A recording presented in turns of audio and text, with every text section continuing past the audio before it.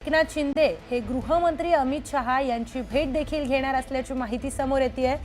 त्याचबरोबर उपमुख्यमंत्री एकनाथ शिंदे जेव्हा तिथे पोहोचले तेव्हा शिवसेनेच्या सर्व खासदारांनी उपमुख्यमंत्री एकनाथ शिंदे यांचं स्वागत तिथे केलं आणि थोड्याच वेळामध्ये उपमुख्यमंत्री एकनाथ शिंदे हे गृहमंत्री अमित शहा यांची भेट घेतील।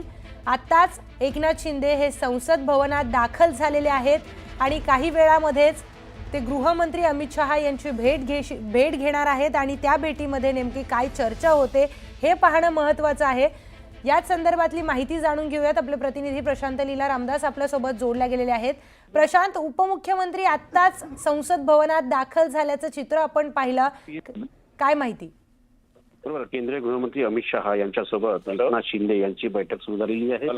संसद भवनाच्या परिसरामध्ये ही बैठक सुरू आहे आणि महत्वाचं म्हणजे जर बघितलं या बैठकीला सर्व शिवसेनेचे खासदार देखील उपस्थित आहेत आणि महत्वाचं या सगळ्या बैठकीमध्ये खास करून ज्या पद्धतीची चर्चा आहे की गेल्या काही दिवसापासून जो भारतीय जनता पक्ष आणि शिवसेनेमध्ये वाद निर्माण झालेला आहे ते वाद या निमित्ताने सोडवण्याचा प्रयत्न असणार आहे आणि सोबतच ज्या पद्धतीने माहिती मिळते साधारणतः की एकीकडे अमित शहा यांच्यासोबत जी भेट आहे गेल्या अनेक दिवसापासून ही प्रलंबित भेट होती आणि खासदारांनी देखील मागणी केली होती की एकत्रितपणे महाराष्ट्राच्या संदर्भातले काही प्रश्न आहे ते या निमित्ताने सोडवण्यात यावे। पण सोबतच यामध्ये महाराष्ट्राच्या राजकीय दृष्टिकोनातून जर बघितलं ही बैठक अत्यंत महत्वाची आहे, कारण की महायुतीची जी रचना झालेली आहे ती महायुतीची सगळी रचना हे खास करून जर बघितलं तर अमित शहा यांच्या प्रमुख उपस्थितीत झाली आहे। पंतप्रधानांच्या सूचनेने झाली, पंतप्रधानांच्या या सगळ्या पार्श्वभूमीवरती आज पंतप्रधानांची 4 वाजता भेट होणार, तर त्यापूर्वी अमित शहांसोबत एक अत्यंत महत्वाची भेट होणार आहे। सोबतच अमित शहा आणि होऊ शकतं अमित शहा आणि एकनाथ शिंदे यांची एक वेगळी देखील भेट आजच्या या निमित्ताने होण्याची शक्यता व्यक्त केली जात आहे।